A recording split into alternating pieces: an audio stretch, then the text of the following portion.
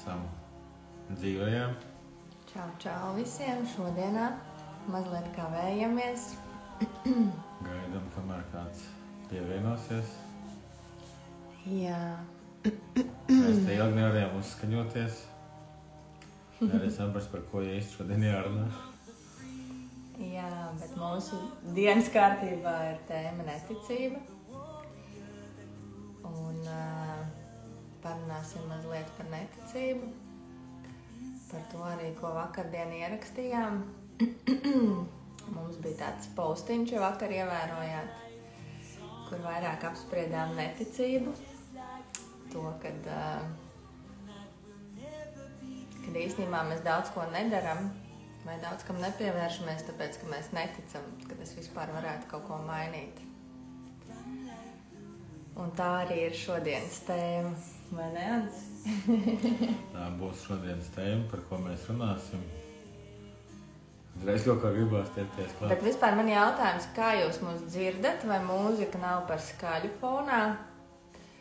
Ierakstiet kādu komentāriņu, lai mēs saprotam, vai dzird un redz mūs labi, vai nav tā, ka mēs pa tukšo sākam runāt. Tas būtu pats svarīgākais šajā mirklī. Padalieties, kā jūs mūs dzirdat. Rekur daudz pievienojās. Ļoti jauki, prieks jūs visus redzēt. Gan pazīstamos, gan nepazīstamos. Labi dzird, Santa, ja saki.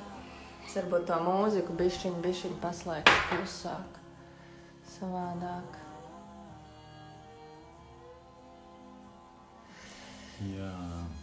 Jā, nu šodien, Luīza arī raksta, ka dzird mūs labi, ļoti jauki. Jā, šodien parunāsim par neticību. Kā ir jums vispār ar neticību? Tā, ka jūs sākat kaut ko darīt vai ejat cauri kādam pārmaiņu procesam, interesanti būtu zināt, kā... Vai jums viss izdodās uzreiz, kā jūs sākat, kā iet un viss un sasniedz mērķi un... Jā. Prieks, gandarījums. Vai tomēr iekšēji kaut kur pamostās kaut kādas sajūtas, varbūt neticība, varbūt tā patiesībā ir arī nedrošība līdz ar to. It kā iekšēji sirdī ir tā vēlme, lai kaut kas mainās, mainīties, iet uz priekšu. Bet ir kaut kas, vai kaut kāda enerģijas sajūta, ka tomēr... kaut kā to soli īsti grūti ir spērt vai ne uz priekšu. Jā, es vakardien skatījos, es neesmu saskaņojis, bet es vakar skatījos uz Aigu un Santu, cik viņas ar kādu milzīgu deksmi acīs, viņas runāja par to, ka viņas šorīt skriet plikām kājām pa pludmali. Un kā viss tur enerģija virmoja un milzīga motivācija, iedvesma. Un pienāk rīts tas brīdis, kad jāiet skriet, un tur ir pilnīgi citas sajūtas tās iedvesmas vietā.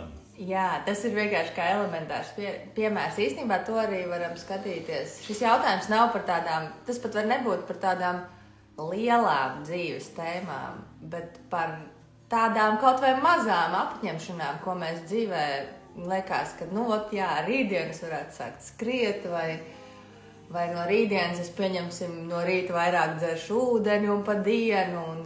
Un kas notiek katrā no mums, kad mēs tās mazās lietiņas, kaut īstenībā ar tām mazām lietiņām arī ir jāsāk, un uz tām mazajām lietiņām mēs varam redzēt, cik mums viegli ir nonākt no punkta A uz punktu B. Tā kā punkts A ir, es šobrīd ūdeni dzeru ļoti maz, es saprotu, ka man viņu vajadzētu dzert. Bet kas notiek tajā procesā, ka tiklīdz mēs pieņemam šo izvēli, kad es tagad tomēr dzeršu to ūdeni ar rītdienu vairāk vai rītdien iešu skriet? Vai jums ir tā, ka aiziet viss viegli vai tomēr ir kaut kādas aizķeršanās? Īstenībā tas ir mūsu jautājums, lai mums būtu interesantāk padiskutēt arī ar jums. Jo es esmu pamanījis, piemēram, vakardienas mēs ejam skriet un davai, riktīgi forši, un tu galvā to uzbur, un tev pat ķermenis pat ir priecīgs, un viss ķermenis viņam liekas, jā, davai. Un patiesībā no rīta ceļoties, es uzspiežu pastos, cik pulkstens, es redzu, ka nevis ir 7, kā mēs runājām celties, bet ir 7:30, Es redzu, ka Santa man ir atrakstījusi ziņu, kad viņš šodien nevar dažādu iemeslu pēc, un man pie sevis ir paldies Dievam. Un es tā kā noķeru sev pie tās domas, ka patiesībā, kad ķermenis un kaut kas manī nenormāli to grib, bet es jūtu, kad ir priekšā tāds kā bloks, tāda kā siena, kad es netieku uz priekšu. Un šodien jau es vēroju to situāciju, kas manī notiek. Es jau varu iet cauri tam, kad es sev pārmetu tagad, un kā mēs katrs to darām, mēs sākam pārmest sev, mēs graužam, un mēs šīs apņemšanās uzliekam kaut kādas, ko mēs darām, bet patiesībā iekšēji manī es jūtu iekšēji sevī šo neticību, vai es to varēšu, vai vispār tas ir priekš manis, vai tas man patiesībā kaut ko dos, vai nebūs tā, ka man no rīta ceļoties nāk miegs un man liekas, ka Dievs, es taču reāli mocu sevi. Es mocu sevi tagad celties augšā, lai es ietu skriet un atkal mocītu sevi. Un man ir visādi šajās domas, kas tur bloķē to, kad es tieku uz priekšu. Un es domāju, ka katram mums kaut kādās situācijās, arī mazajās šajās dzīves situācijās ir tā, ka ir grūti izmainīt veco ieradumu, veco programmu, veco patērnu uz kaut ko jaunu. Nonākt no punkta A, kur mēs esam šobrīd, uz punktu B. Katrs taču noteikti ir 1. janvārī apņēmies sākt skriet, iet uz sporta zāli, dzert vairāk ūdeni, veselīgāk ēst, dzīvot svaigā gaisā, vairāk dabā. Bet pienāk tur 3. janvāris un sēžam, mēs visi, Facebookā un skatāmies, kā citi skrien, kā iet uz sporta zāli. Jā, un patiesībā tam visam apakšā ir mūsu cauri dzīvei ierakstījusies programma mūsos, jeb nervu sistēmā ir šis patērns, kā mēs esam ieraduši darīt, un pirmkārt jau kā darīja mūsu ģimenē. Un es, piemēram, par sevi personīgi varu pateikt, ka manā ģimenē neviens nekad negāja skriet. Es neesmu redzējis, ka man kāds tuvinieks sporto, līdz ar to manī šis patērns, kā nervu sistēmā un zemapziņā ir tik ļoti dziļi, ka man principā sākumā ir jāatbrīvo savu nervu sistēmu no šī patērna, kurš vispār bloķē, ka tas vispār ir iespējams. Jo es neesmu redzējusi, un neviens man nav nekad ģimenē mazotnē teicis, ka ja es, tur atnācis kāds mājā nosportojies, un es esmu redzējis, cik viņš ir, veselīgs, sportisks, labi jūtās, enerģijas pilns. Neviens to nekad nav darījis, līdz ar to manī nav šis patērns, ka tas ir, ka tas manai dzīvē vispār, kad es to vispār spēju darīt šobrīd. Un līdz ar to sanāk, man ķermenis jau mans grib, bet tas, ko es esmu ieguvusi no bērnības, ko es esmu redzējusi, tas ir tas, kas neļauj ienest šo jauno programmu, šo jauno patērnu, kad es tomēr eju sportot vai tur no rīta jogoju pati vai kaut ko tam līdzīgu. Tas ir vienkārši mums šodienas piemērs.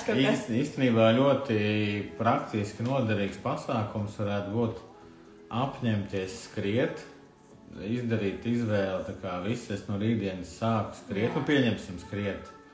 Un uzlikt sev laiku, tur 7, 8 no rīta, tad, kad ir vēl laiks izskriet.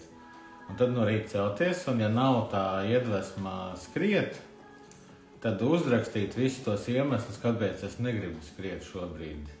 Jā. Vai tas man neko nedos, vai es mocīšu sevi. Vai kas tur arī nāk ārā. Jā, caur to varēs ienest apzinātībā visu to,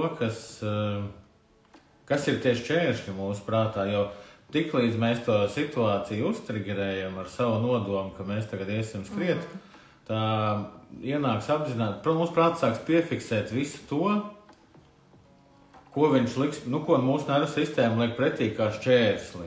Nav laika, ir citas svarīgākas lietas. Gribas gulēt. Jā, bērni no rīta grib kaut ko. Ko bērni? Ja viņi pamodīsies, ka es skriešu. Tā kā īstenībā jebkas mums katram var nākt. Jā, un tur iznāks ārā visi, varbūt ne visi, bet lielākā daļa patērni un lielākā daļa šķēršļi, kas neļauj mums uzsākt šo procesu. Jā, un bieži vien ir tā, ka mēs saprotam, ka veselībai, ja tas būtu labi, mēs šobrīd par šo skriešanas piemēru, mēs saprotam, ka veselībai tas ir labi sportot, jogot un kaut ko, Bet kā pieņemsim, mēs vakar Santu izdaram šo izvēli, nu tad rītā ejam, un reāli fiziskais ķermenis noreaģē ar kaut ko.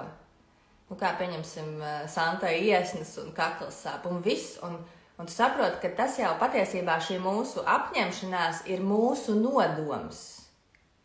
Ienest savā dzīvē jaunu enerģiju, jaunu paternu, kad es tagad kopš rītdienas eju, nezinu, skriet, jogot, nu vienalga, katrs, ko mēs varam darīt, vai dzert ūdeni, vai iet vienkārši pastaigāties, vai jebkādu citu lietu, un fiziskais ķermenis vienmēr noreaģē ar kaut kādu atbildes reakciju, jo tā informācija, ko mēs bērnībā esam uzņēmuši, viņa ir mūsu fiziskā ķermeņa šūnās saglabājusies, šūnu atmiņā. Un līdz ar to noreaģē fiziskais ķermenis, noreaģē emocijas, emocionālais ķermenis. Mūsu galvās rodās domas, kuras ir pret vispār to jauno. Un tas ir tas paterns, ko mēs runājam, kas mūsos ir iesēdies, un viņš ir dziļi zemapziņā. Ja mēs šo nodomu izdaram neapzināti, kā lai saka, šajā gadījumā mēs ar Santu viņu izdarījām apzināti. Mēs vakar nolēmām, un principā kopš šodienas, īstenībā jau kopš tā mirkļa, ka mēs nolēmām, ka mēs to darīsim, šis nodoms bija apzināts, un apzināti sāk celties ārā tās lietas, kas ir šis paterns mūsu nervu sistēmā. Un šodien jau, kā mēs parasti darām, ir tā, ka, šodien nesanāca, bet īstenībā ir sajūta, ka arī rītā nesanāks. Un mēs tā kā meklējam to iemeslu, kas tad ir manī, kāpēc es nevaru pievērsties tam, vai es nezinu, slinks es esmu, vai es nezinu, katram droši vien tas ir kaut kas savādāks. Tajā gadījumā rodās milzīga neticība. Jā, man teiksim, tā vairojās aizvien. Man uzpeld visa informācija, kas ir saistīta ar to, arī ko es esmu dzirdējis tur radio, televīzijā, lasījis kaut arī internetā, saistībā ar skriešanu. Es esmu dzirdējis, ka skriešana ir ļoti traumatiska mugurkaulam un ceļiem. Man ceļi ir traumēti, mugurkauls arī, un es saprotu, ka skriešana nav priekš manis. Kā piemērs. Bet vai es esmu tik traumēts, ka es nevarētu skriet, vai es nevarētu skriet pa pludmales smiltīm, kur tas atsitiens nav nemaz tik spēcīgs, es nemaz nezinu, bet man jau tā doma viņa tā kā, rada to sajūtu, ka, tas nav priekš manis, ka es to nevaru darīt, kad es nemācēšu. Un ja es īstenībā apņēmies 3 vai 4 reizes jau 3-4 gadus pēc kārtas sākt tur sportot kaut kādā dienā, tad man ir nostiprinājies vēl tas patērns, kad tas nav priekš manis, ka es to nevaru. Ka man tas nav sanācis jau cik reizes, un man tas nesanāks. Un patiesībā ir milzīga neticība vispār tam procesam jau kā tādam, ka vai tad man tas vispār sanāks. Līdz vienā mirklī patiesībā mēs daudzi dzīvē nonākam līdz tam, kad tas nav priekš manis.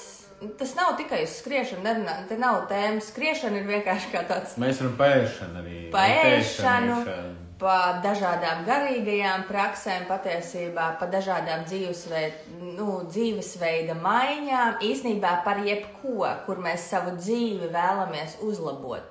Un ja mums 1 reizi, 2 reizi, 3 reizi, 5 reizi tas nav sanācis, mēs visu laiku iedodam sev šo apstiprinājumu, atgriezenisko saiti, ka mums nesanāk.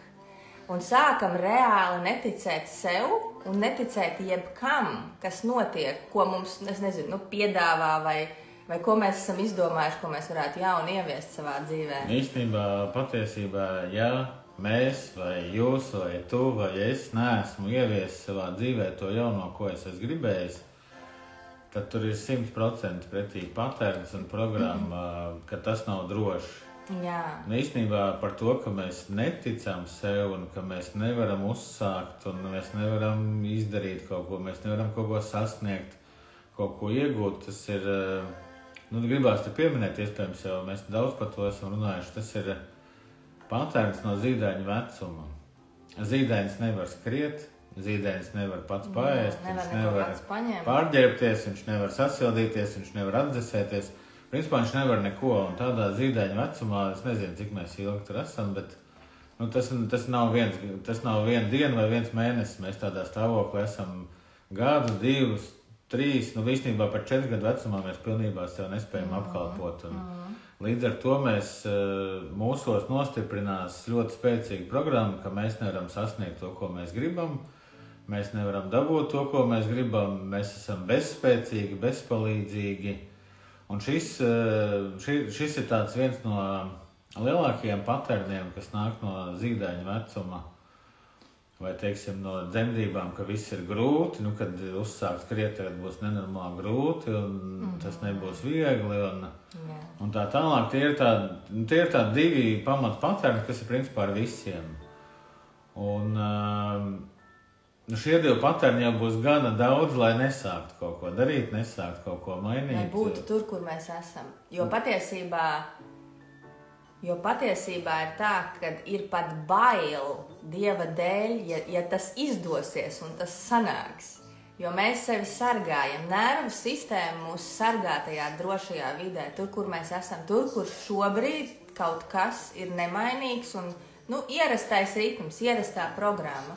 Un tiklīdz mēs gribam no viņas sākt kāpt ārā, tiklīdz mēs izsakām šo nodomu apzināti, tā kā viss mūsu ķermenis sāk reaģēt uz to, kur tad ir kaut kādas tās programmas, patērni, bloki, aizspriedumi, pārliecības, mūsu ticība, ko mēs esam pieņēmuši bērnībā, ka tas ir tieši tā, kā tas ir.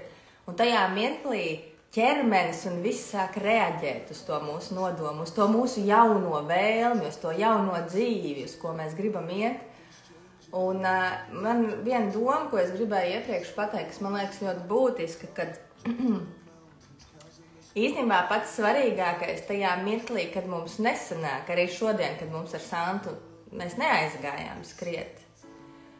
Tas ierastais, neapzinātais, kas nāk ārā, ir sākt sev pārmest, sākt sev šaustīt, kas ar mani nav kārtībā, tas jau droši vien nav man, un vairot sevī šo neticību mēs nevaram, un citi taču var. Bet īstenībā pats svarīgākais tajā mirklī ir fokusēties uz sevi un uzdot sev šo jautājumu, kas manī šobrīd notiek, kādas ir manī šīs domas, kādas manī ir emocijas. Un kā Ants teica, varam to izrakstīt, varam to izstāstīt kādam, jo caur to, ka mēs to piefiksējam, mēs jau ienesam apzinātībā to informāciju. Mēs sākam saprast, man šodien patiesībā mans fiziskais ķermenis, nezinu, man mugura nenormāli sāk sāpēt. Un tas jau nav tāpēc, ka tā mugura jau sāp, tāpēc, ka šūnu atmiņā ir šī informācija, kad mēs kādreiz esam gribējuši virzīties uz priekšu, un tas nav sanācis, tas ir bijis grūti. Un tieši vakar man bija saruna ar vienu sievieti, kur viņa ir ieraudzījusi, viņa ir piedalījusies 27 dienu kursā, un viņa saka, ka viņai ļoti tagad ceļās informācija ārā tāda, ko viņa ir ieraudzījusi, kad tiklīdz viņa grib kaut ko jaunu dzīvē darīt, viņai nenormāli sāk mugura sāpēt. Un caur vienu no mūsu ierakstiem viņa ir sapratusi, ka tas ir no dzemdībām. Jo, protams, kad dzimšanas procesā bērniņš, kad dzimst, nav tā, ka mēs piedzimstam un mums ķermenis pilnībā, viņš nekas nesāp, viņam dzemdību procesā daudziem ir, ļoti viegli iztēloties, kāds ir dzemdību process. Iedomājieties, ka jums ir jāienāk šajā pasaulē caur atveru, kas ir par 1/3 mazāk kā jūsu galva. Jā. Un tad ir jāizlaiž pleci cauri, gurni, rokas, viss. Protams, ka tur ir diezgan traumatisks tas process, tiek saspiests galvas kauss kaut kur, tiek saspiest pleci, muguri, gurni, tas viss. Patiesībā mēs piedzimstam, un tas ķermenis mums pat ļoti daudziem sāp. Es pieļauju, ka ļoti daudziem tikko piedzimušiem bērniņiem sāp, un ja vēl manos laikos, kad es dzimu, tagad jau vairs tā nav, mums satina, ka mēs nevarējām pakustēties, un tas ķermenītis sāp mūsu šūnu atmiņā, ir ļoti traumatisks šis mirklis. Tur ir uzkrājušās daudz emocijas, īstenībā patiesībā neizprastas emocijas, jo mēs kā bērni nesaprotam, kāpēc tas tā ir, kāpēc neviens mums nevar tajā mirklī palīdzēt, bet neviens no apkārtējiem neiedod to, ka vai mūs iztin un atsien, un ka mēs varam kustēties un izkustēties, jo tajā laikā tas bija normāli, kad piedzima un to bērniņu tā kā bez mazais sasēja. Jā, viņš acis jau neizskrāpa. Jā, it kā, visādi iemesli tam bija, un tajā laikā tie bija pamatoti cilvēkiem, tas arī ir pilnīgi normāli. Šobrīd jau tas viss ir citādāk, taču mūsu šūnu atmiņa satur šo informāciju. To, ka mēs dzimām uz priekšu, atpakaļ, un tu tā kā pavirzies uz priekšu, bet tu patiesībā paēdi 2 soļus atpakaļ. Un tas jau arī mums dzīvē izpaužās ļoti daudziem. Tad es gribēju pievienot Santa rakstu, ka viņa vēl tikko sāka domāt par savu kartupeļu maisu sajūtu uz pleciem. Kamēr Aiga runāja, man atnāca tas, ka īstenībā, es tā kā saslēdzos bišķi ar tām savām dzemdībām, un tas tikko piedzimstot, es tā kā, man ķermeņa atmiņa atcerās to, kad ir tāda sajūta, kad grūti jau zināt, nekad nav tanks pārbraucis pāri, bet tā ir kā būtu tanks pārbraucis pāri. Un es tikai tagad sapratu, ka man ir tāda rīti, vai ir tādas dienas, kad es jūtos riktīgi sabraukts.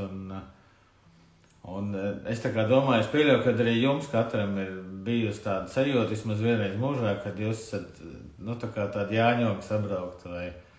Nezinu, ja tā ir, tad ielieciet kaut kādu dīkšķīt vai kaut ko, kad es neesmu vienīgais, kurš tā jūties pa dzīvi. Jā, un patiesībā ļoti, īstenībā, kas ir pats būtiskākais šajā visā procesā, ko mēs runājam, ir tas, kad arī kāds, labi, es to... Mums pasts pēkšņi ieradās. Katru reizi, kā mēs ejam laivā, tā mums kaut ko atved. Paldies, jums! Riktīgi forši. Pagājušajā mums kurjers atbrauc, šoreiz pastniec atnāca. Jā, un tas, ko es gribēju patiesībā, man liekas, viens no svarīgākajām lietām šajā visā ir tas, ka tajā mirklī, kad mēs izsakām šo nodomu, iet skriet, mainīt dzīvesvietu, piedalīties kaut kur, uzlabot savu dzīvi, kaut ko mainīt savā dzīvē, un mūsu ķermenis, emocijas un viss zemapziņa, viss noreaģē. Tas nav par šo mirkli.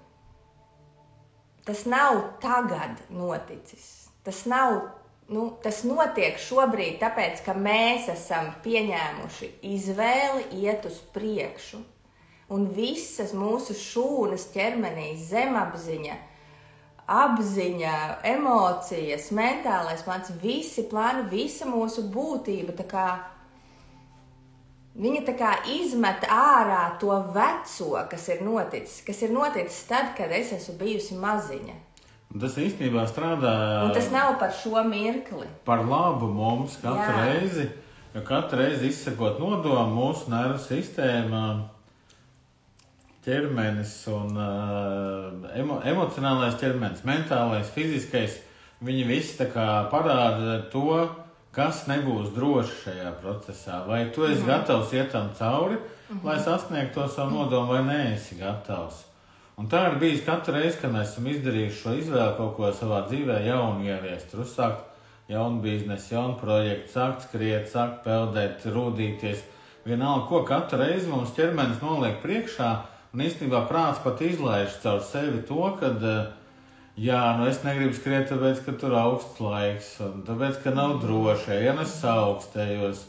Un tas viss, ko tas prāts tajā brīdī uzskaita, tie ir tie reālie šķēršļi, ar kuriem jāsaskarās, bet patiesībā viņi nav tā kā tādi... Šajā mirklī dzīvē, te? Viņi nav no šī mirkļa, bet ar viņiem ir jāsaskarās šobrīd, jo katru reizi arī bērnībā mums nervu sistēma piedāvāja apskatīties, kāpēc tad tu to nedari līdz šim. Un tad, ja es esmu gatavs, es pasaku sev, ka es esmu gatavs tā kā ielaist to drošību sevī, tikt tam pāri, integrēt, izmainīt tās savas bērnības programmas. Ja es apzināti tajā eju un mainu, tad viss kļūst iespējams. Tā kā mums īstenībā nervu sistēma piedāvā izmainīt mūsu zemapziņas programmas katru reizi, kā mēs izdarām kādu izvēli. Tikai mēs to līdz galam, mēs to pārsvarā neapzināmies, un mēs to noslaukam. Aizslaukamies paklājiņu un pieņemam atkal kaut kādu secinājumu, ka vai tas nav priekš manis, vai nav īstais laiks. Un daudzkārt jau arī tā ir jāļauj sev arī pabūt tajā, kad, pieņemsim, nav īstais laiks vai tas nav priekš manis, jo mēs vienkārši iekšēji neesam gatavi vēl iet cauri tam procesam. Un tas secinājums arī ir patiesībā no bērnības, no zīdaiņa vecuma. Tas ir tas, ko es izsecināju tad, kad es bērnībā saskāros ar līdzīgu situāciju. Nu, pieņemsim pārmaiņām. Sākt no rītdienas skriet, tās ir pārmaiņas manā dzīvē. Pārmaiņas manā dzīvē, kādas ir bijušas pārmaiņas manā dzīvē bērnībā? Pirmās pārmaiņas ir dzemdības, kur es no silta, komforta, kur man bada sajūta nekad nav bijusi, jo es caur placentu uzņemu visu, ko vajag. Man nav jāelpo, man nav jākustās, es esmu siltā, komfortā, man apkārt ir silts ūdens, buferzona, un es piedzimstu, un ir nereāli augsti, ir bada sajūta, ko es nekad neesmu izbaudījis. Es pat nezinu, kas tas tāds ir bads. Man pēkšņi ir jāēd, jāelpo, jākustās. Man ir augsti, man ir karsti, es neko nevaru ietekmēt tajā visā. Ja man ir augsti un es salstu, tad es salstu, kamēr kāds aizdomājās, ka es salstu, nevis kamēr es saprotu, ka man gribās sasildīties. Un, protams, ka tajā brīdī ir visādi secinājumi, pieņēmumi izdarīt, un tie ir tie, kas pirmie nāks ārā tajā brīdī, kad es atkal izdarīšu izvēli par labu pārmaiņām savā dzīvē. Un tiklīdz mana nervu sistēma sajūt to, ka tuvojās pārmaiņas, tā viņa met ārā no pārmaiņas bērnībā. Tev bija silti, tad būs augsti. Tev bija komfortabli, būs nekomfortabli. Kamēr tu biji siltumā, un tur bija forši. Vai pieņemsim mums ļoti daudziem, es domāju, tā kā man var būt šis patents, kad pārmaiņas vispār ir uz sliktu. Ka nekas labāk nebūs. Protams, dzemdībās tas savādāk nav bijis. It kā tu iekšēji zini un ar prātu saproti, kad ja kaut kas mainīsies, būs labāk. Bet viss tavu iekšējā būtība un viss kliedz, ka ir nenormāls bailes, jo tu zini, jo tevī ir pieredze no dzimšanas, kad patiesībā nebija labāk. Pārmaiņas nereāli grūti. Jā, un ka tās ir grūtas, ka man būs nenormāli jāiespringst, man atkal viss sāpēs, un tāpēc daudziem var būt tā, kā arī man tā sieviete vakar rakstīja, kad tik līdz es uzsāku kaut ko jaunu, man reāli sāp muguru. Viņa saka, un es nevaru vairs pēc tam mēnesi pieķerties tam jaunajam. Viņa saka, ir tāda tā kā atgrūšanās un bloks pret to jauno, ka tu netiec viņam cauri. Un viņa vakar tik priecīga, kad mēs tur iepriekšējos ierakstos rakstījām, kad var būt bailes, kad var būt fiziskā ķermeņa sāpes, neticība, man jau nesanāks, viss būs tikai sliktāk, tas viss ir mums no dzemdībām. Viņa tik priecīgi, viņa izlastu ierakstu, viņa saka, šitais bija vienkārši priekš manis. Viņai salikās kaut kas galvā par to, kas notiek šobrīd ar viņu, ka tās sāpes ir bijušas tur maziņam esot, un tagad viņas katrā tai situācijā tik līdz tu uzsāc kaut ko jaunu. Tā kā viņas jau visu laiku ir mūsos patiesībā klātesošas. Nav tā, ka viņas no nes kaut kurienes uzrodās. Vienkārši mūsu apzinātais nodoms, ka mēs gribam virzīties uz priekšu, izceļ ārā viņas, un mēs viņas sākam ieraudzīt. Un patiesībā galvenais ir viņas ieraudzīt. Ir viņas ieraudzīt, apskatīt, pabūt viņās, izdzīvot viņas. Un tāpēc īstenībā arī tā prakse, kas būs arī drīz 5 dienu kurs, varat skatīties no 22. līdz 26. ievadkurs pieejams. Prakse ir tā, kurā mēs reāli apzināti liekam šo nodomu par to, kas mums šobrīd ir aktuāls, un mūsu visi ķermeņi, zemapziņa, tā kā liek mums priekšā tās lietas, kuras mūsu prakses laikā integrējam. Jo caur dziļo elpu mēs viņas pilnīgi dabiskā veidā, neforsējot, integrējam šīs lietas. Integrēt, tas ir mēs viņās esam, nevis mēs viņas vērojam, kā mēs to darām meditācijā. Nevis mēs nomierinām prātu, nevis mēs ejam klusumā, nevis mēs stumjam savas emocijas projām, bet mēs esam pilnīgi visā, kas ar mums notiek prakses laikā. Un tas ir viens no efektīvākajiem veidiem, kas šobrīd ir tā kā, vispār arī zinātniski tā kā apstiprināts, ka elpošana ir tā, ar ko mēs spējam integrēt savas vecās programmas, vecos patērnus, kas ir mūsu nervu sistēmā. Un es šobrīd runāju par konkrētu šo praksi, jo es esmu izpētījis ļoti daudz prakses, ko piedāvā šobrīd. Un es runāju par dabisku, dziļu elpošanu, bez nekādām aizturēm, bez elpošanas caur muti, bez ātras elpošanas, jo aizture, ātra elpošana nav dabisks process. Un līdz ar to mēs savam ķermenim, savai zemapziņai, savam emocionālam ķermenim, mentālam, mēs dodam nedabiski spriedzi. Tā kā mēs forsējam, mēs pieliekam spēku. Un līdz ar to var būt tā, ka šajās praksēs ceļās ārā tās lietas, ka mēs neesam patiesībā vēl gatavi. Taču šī prakse, par ko mēs, ko es praktizēju un ko es esmu atklājusi, viņa ir dabiska un līdz ar to ir droši viņā iet un būt, jo uz āru ceļās tikai tas, kam es tajā mirklī esmu gatavs. Savukārt, es zinu daudz citu cilvēku pieredzes, kur cilvēks viņš elpo sākumā caur degunu un tad pāriet uz mutes elpošanu un aizvien pātrina šo elpošanu. Un tajā mirklī, ka mēs pātrinām šo elpošanu, mēs izceļam ārā noglabātās emocijas vai noglabātās ķermeņa šūnu atmiņā esošās sāpes vai kaut ko tam līdzīgu. Taču mēs nevaram viņas apstrādāt, jo mēs neesam viņām gatavi. Un līdz ar to var būt tā, ka tu ieej šādā praksē un ir bijuši cilvēki, kas saka, ka pēc tam nedēļu ir grūti. Tad šī prakse ir tāda, ka man tas ir īstenībā tas, kas man sākumā ļoti uzrunāja, kad tu ej praksē, bet tu dzīvo savu ikdienas dzīvi ar pilnu krūti. Tev nav tā, ka tev, uzkrīt uz galvas, kas emocijas tādas, ar kurām un tu nezini vispār, kā ar viņām tikt galā. Jo šis process, tieši šī elpošana ir dabīga, mēs neko neforsējam, mēs nepātrinām elpu, mēs vienkārši elpojam dziļi caur degunu, dziļāk kā ikdienā, un dabiski ļaujam saviem visiem ķermeņiem, savai zemapziņai, dot mums priekšā to, kur mēs esam gatavi būt. Un tā mēs audzējam šo savu iekšējo drošību ar katru praksi aizvien vairāk, lai mēs integrētu šos patērnus, lai mēs pilnībā pieņemšanā viņus ielaistu sevī, lai mēs apskautu to savu neapskauto daļu, to savu noliekto daļu. Tā varētu teikt. Tu kaut ko gribēji teikt? Jā, es gribēju vairākas lietas teikt, no kurām jau tā attālinājās ļoti, bet viena no tām ir mūsu dzemdības.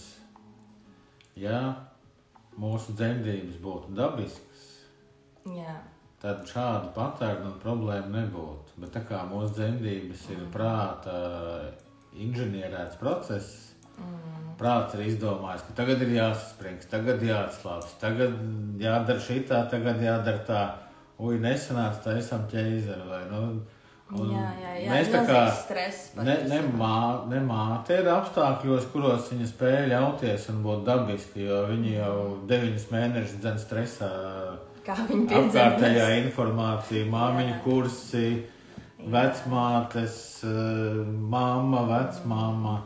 Tajā brīdī, kad tās dzemdības tuvojās, tad vēl vīrs sāk panikot. Un ja sievietē tās pirmās dzemdības, protams, ka viņā pašā arī šis satraukums.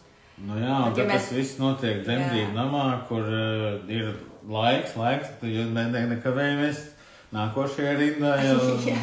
Un tas viss tā kā iedod to milzīgo saspringumu, kaut gan īstenībā dzemdības viņam vajadzētu būt līdzīgi kā šajā praksē. Mēs atslābinamies, mēs esam tajā, kas notiekās un ļaujam tam dabiski notikt, jo es neesmu redzējis nevienu vilceni, nevienu lāču mammu, kur dotos uz dzemdību namu un mēģinātu atrast vecmāti un mēģinātu atrast kādu, kas palīdzēs piedzimt. Dabā viss notiek dabīgi un neviens tur Un īstenībā, ko dara kaķenes, vai viņas ielien kaut kur, atrod sev drošu vidi, lai nekas no apkārtējās pasaules tajā brīdī netraucē un var justies mierā un tādā līdzsvarā, būt dabiski tajā procesā. Jā, jo patiesībā, es man liekas, to esmu kaut kad sen jau teikusi, bet patiesībā mums sievietēm, kuras dzemdē, mums ir šīs, viņas sauc par ancient brain, tā kā, es pat nezinu, kā latviski tā burtiski viņi senču, jeb senās smadzenes, vai kā to teikt, ka tad, kad sieviete ir pilnīgā drošībā, kad viņa ir pilnīgi atbalstīta, ka viņa zina, ka viņa var ielīst savā alā, bez mazajiem viņa tur būs droša. Viņa dzemdību procesā viņai aktivizējās šīs senās ancient brain, un viņa zina, kā piedzemdēt.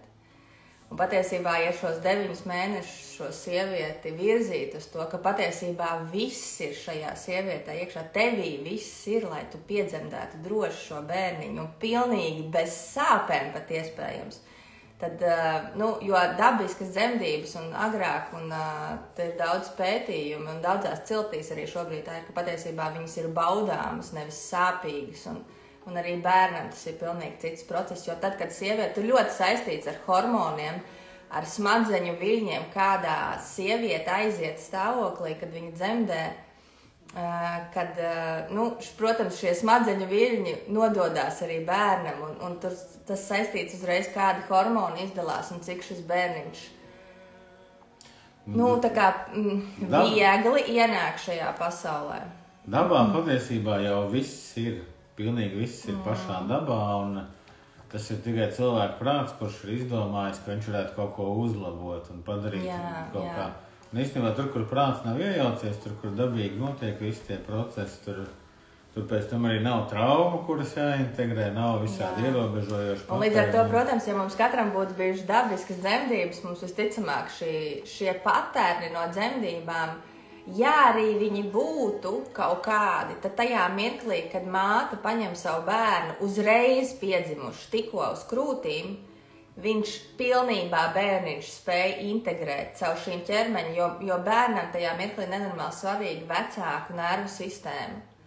Jo bērns patiesībā visu laiku ir vecāku nervu sistēma, un tajā mirklī, ja, protams, viņu aiznes projām, nogriež nabasēdu, uzreiz aiznes projām, viņš nespēja integrēt šos patērnus. Viņš paliek tajā, tā kā karājoties gaisā, un visu dzīvi mēs tajās lietās tā kā ejam pa apli, ka pieņemsim, gribam uzsākt kaut ko jaunu, gribam izveidot attiecības un nevaram, jebkura īstenībā lieta, ko mēs esam ievērojuši, kas dzīvē iet tā kā pa apli. Tas nav tāpēc, lai mūs sodītu, tas patiesībā ir tāpēc, ka mēs paši radām visu laiku sev šo situāciju, lai mēs viņu beidzot izprocesētu, izprastu un integrētu. Mums ir tā kā maziņam piedzimstot, ir iztrūcis gabaliņš, mums nav neviens bijis tajā mirklī blakus, ka, pieņemsim, mums sāp ķermenis pēc dzemdībām, vai mums ļoti gribās būt pie mammas, un mums nenes pie mammas, un visas šīs lietas. Un šobrīd mēs katrs ejam cauri dzīvē tieši tām lietām, ja mēs tādas spilgtas lietas redzam, kuras patiesībā mēs esam gatavi integrēt. Viss mūsu ķermenis ir gatavs, bet mēs īsti nesaprotam, kā. Kas tas tāds ir, no kurienes, kāpēc ar mani tas notiek. Tā kā visi šie jautājumi, ka mēs katrs īstenībā maļamies cauri, un visas šīs lietas, ko šobrīd piedāvā pasauli, kad mums ir jādziedinās, jātīrās, jāatbrīvojās no kaut kā, es nezinu, jāceļās vibrācijās, antiparazitārās programmas, pozitīvās domāšanas. Tas viss ir patiesībā uz šī patērna tā kā paslaucīšanu projām. Nevis būšanu, nevis tā kā to pilnībā ielaišanu sevī. Un tur ir milzīga atšķirība, ka vai mēs jūtam ķermenī, ka mums ir kaut kas sāp, mēs ejam meditācijā un piepildām to ar gaismu, vai mēs pilnībā ļaujam šim procesam sevī būt, kā mums sāp, Un mēs ejam tajā sāpē iekšā, līdz mēs izdomājam beidzot tās domas, kuras mēs esam domājuši, kas ir saistītas ar mūsu sāpi. Līdz mēs izjūtam beidzot šīs emocijas, kuras ir saistītas ar šo sāpi. Vai ne? Un līdz mēs tā kā beidzot pilnībā ļaujam sev būt šajā sāpē, jo tas ir vienīgais veids, kā mēs varam no nervu sistēmas tā kā atbrīvot šo visu. Bet ne jau caur to, ka mēs aizstumjam, mēs neko neattīram. Mēs beidzot to pieņemam kā daļu no sevis. Un tas ir, tā kā, šis process, tas ir principā vienīgais process, kā mēs varam nervu sistēmā integrēt šos dzemdību patērnus, šīs smagās programmas.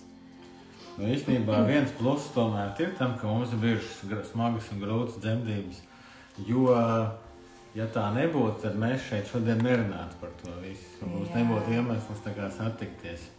Es vēl gribēju pieminēt... Jā, Sniedz raksta, manas pēdējās dzemdības bija tik maigas, lēnas, vieglas, un meitiņu uzreiz liku uz krūtīm, nabasē turējām klāt 20 minūtes, tātad meitenēm būs labāk nākotnē.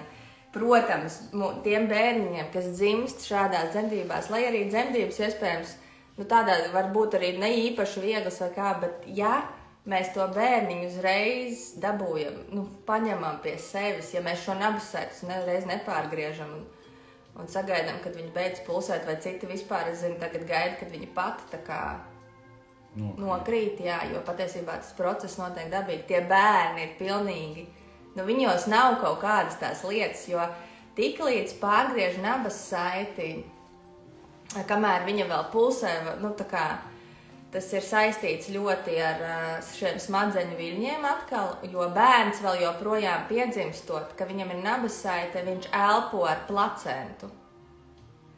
Un tajā mirklī, ka viņam uzreiz nogriež, viņš nespēja šajā pasaulē uzreiz adaptēties. Līdz ar to viņam smadzeņu viļņi nomainās un ir milzīgs stress.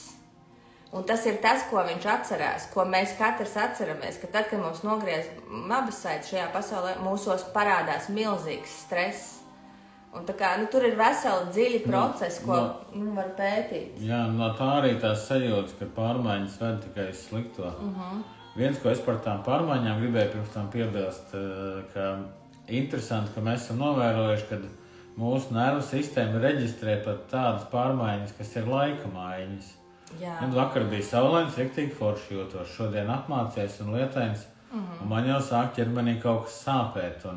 Un to sāpi, kas man parādās pie pārmaiņām, viņu nevar izārstēt ne ar tabletēm, ne ar ko citu, jo tā ir ķermeņa atmiņa. Un to atmiņu mēs varam atbrīvot tikai tā kā izstrādājot.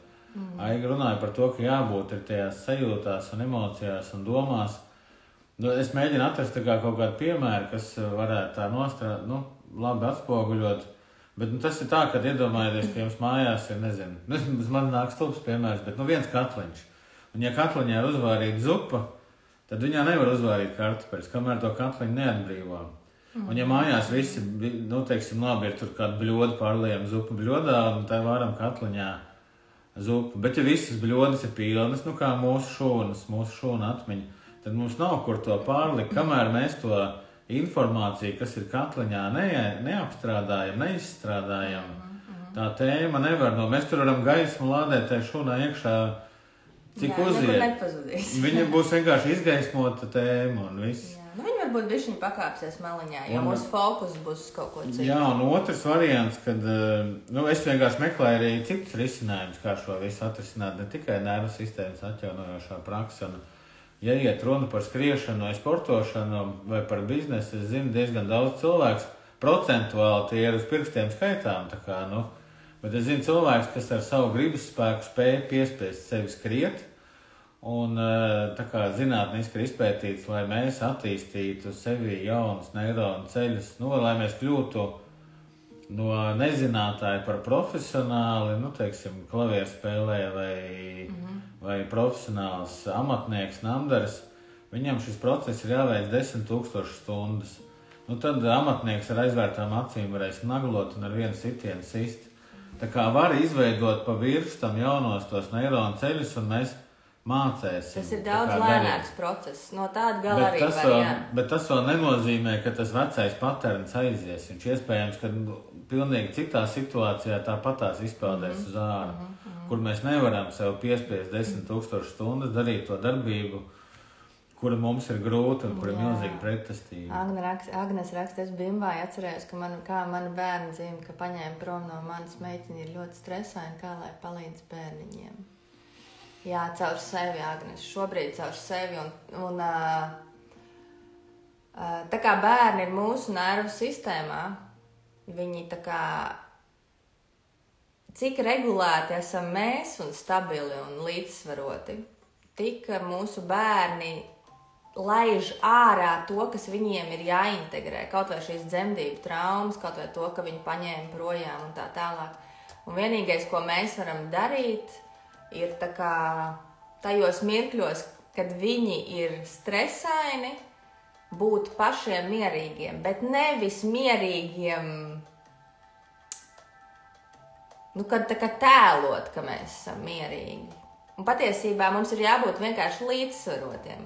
Tātad mēs ko varam darīt? Mēs kā vecāki varam vērot, kas notiek manī, kad mans bērns sastresojās, un tieši šo lietu, kas notiek manī, ja es ar to netiek galā un man ir pārdzīvojums, ņemt kā situāciju, uz kuras likt nodomu un integrēt to, kas notiek tevī, kad bērns ir stresains.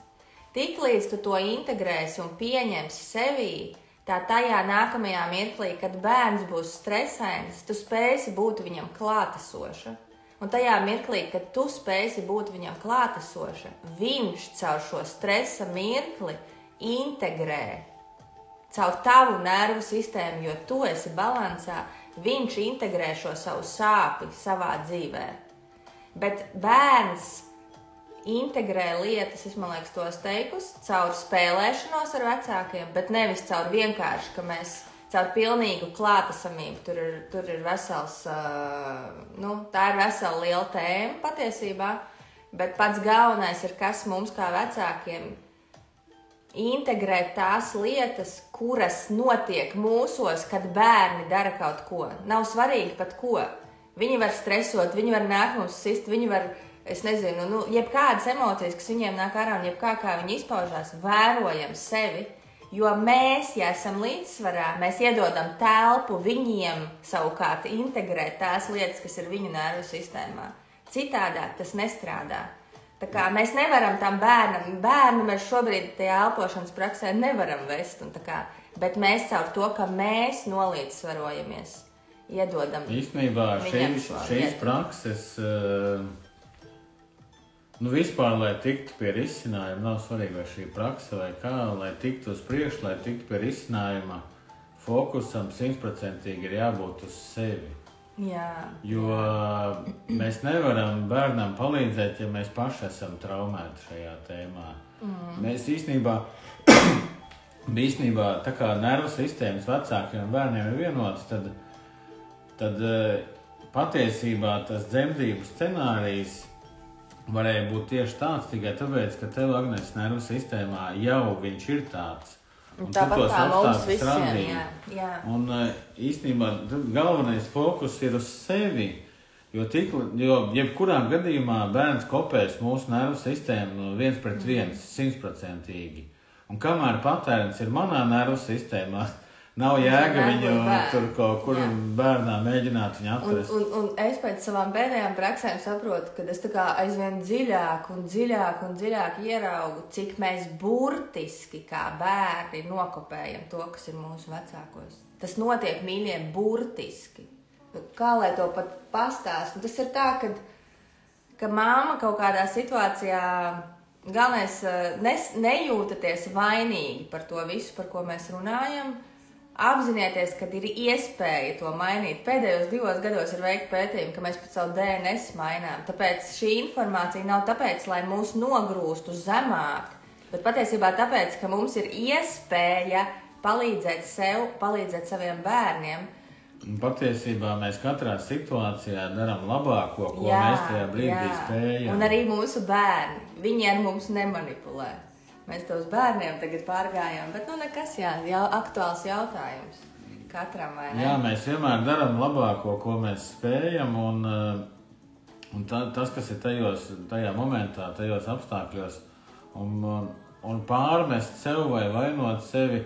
Ja ir tādas sajūtas, nebloķējiet viņas, tas arī ir paterns no bērnības, ka mēs esam vainīgi pie viss. Jā, pie viss, kas notiekās un ar mums, ar bērniem. Tāda īstenībā tāds paternu labirints, un ja tur iet iekšā, tad man pat brīžiem ir tā, ka es redzu, ka tie paternu pavadieni, tā kā tādas makšķeraugas ir sapinušās kopā, un gribot izmaiņas vienā tēmā, ir jāizmaina, ir jāiet ar dažādiem nodomiem, lai izmainītu tā kā citās tēmās.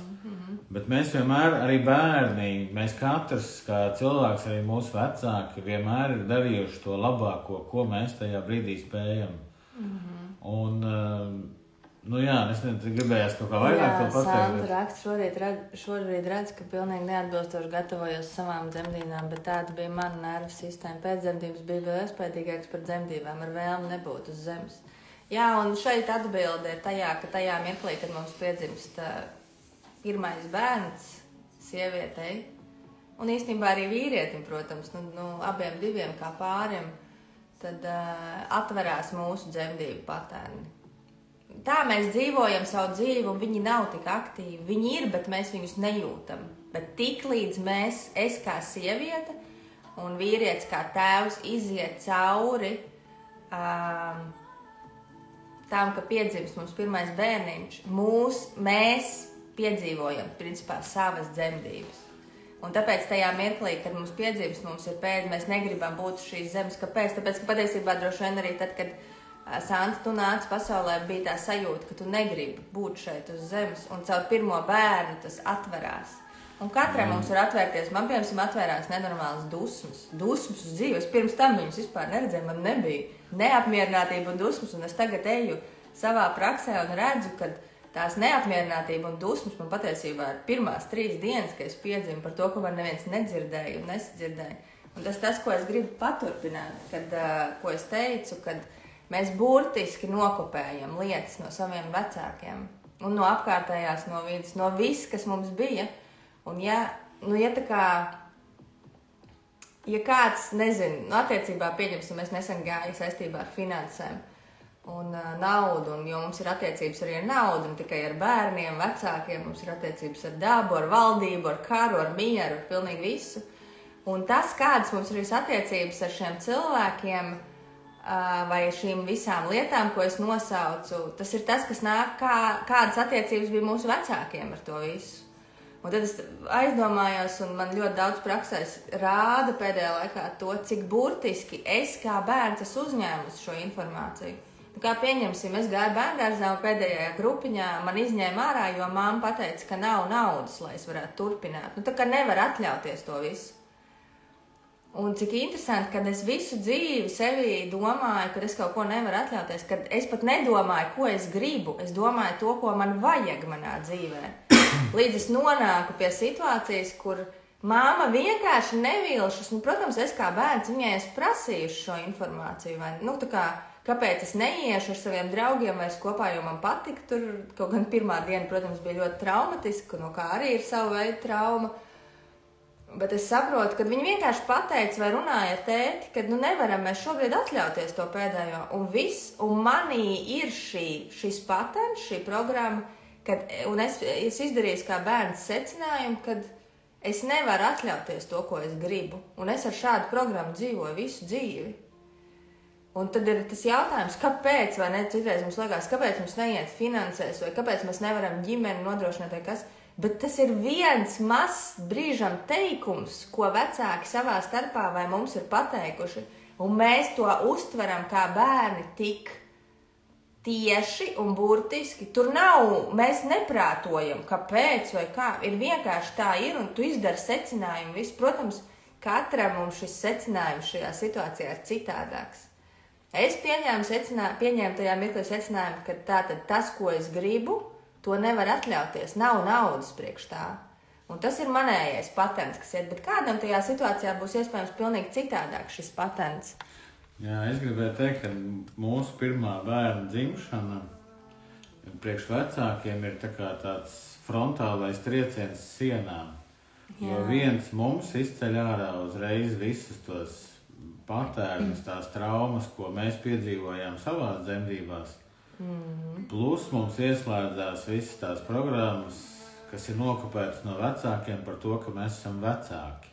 Mums tā kā izmainās status un līdz ar to, ja mēs līdz pirmajam bērnam bijām mēs paši, mēs nejūtām vecāku domas, mums nenāca vecāku teikumu caur muti ārā.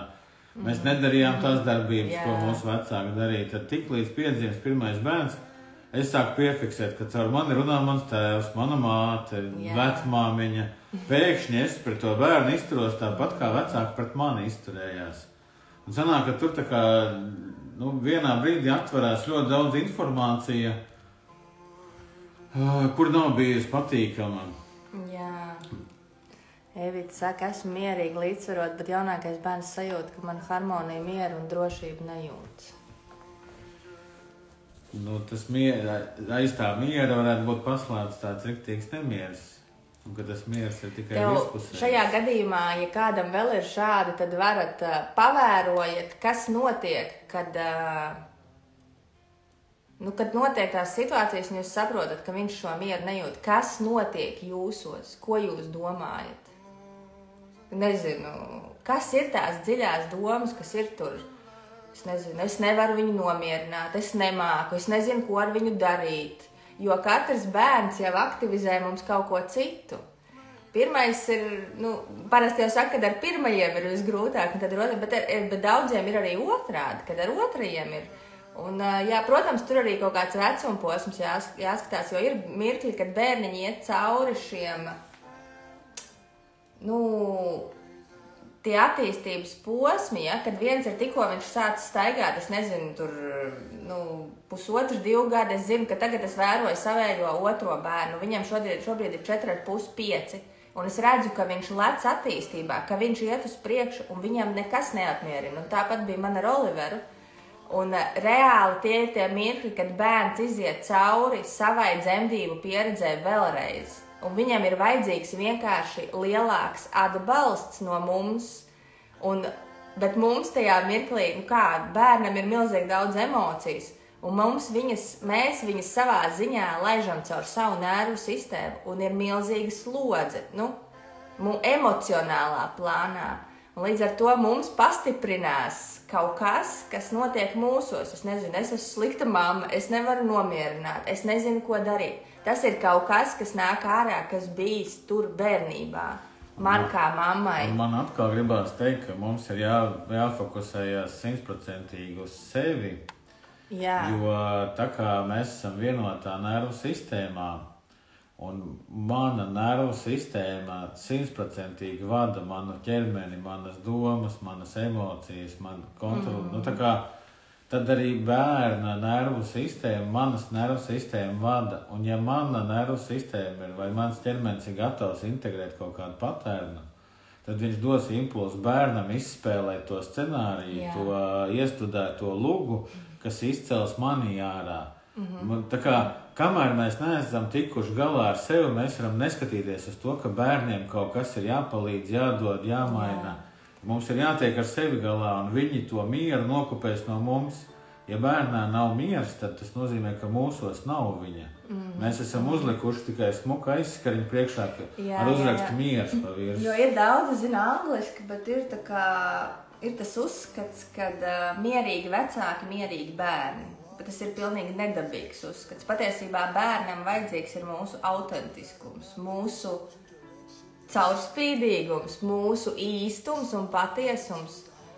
Un ja mēs uzliekam virsū to, ka es esmu mierīgs, kad viņš bļauj, bet patiesībā manī iekšā ir kaut kas, es nezinu, neapmierinātība, dusmas, īgnums, gribas iet projām vai kaut kas tam līdzīgs. Bērns to ļoti labi jūt, un tas mūsu miers viņam neko nedod. Patiesībā tajā mirklī viņam dotu vairāk, ja mēs pateiktu, zini, es šobrīd reāli esmu dusmīgi un netieku ar sevi galā.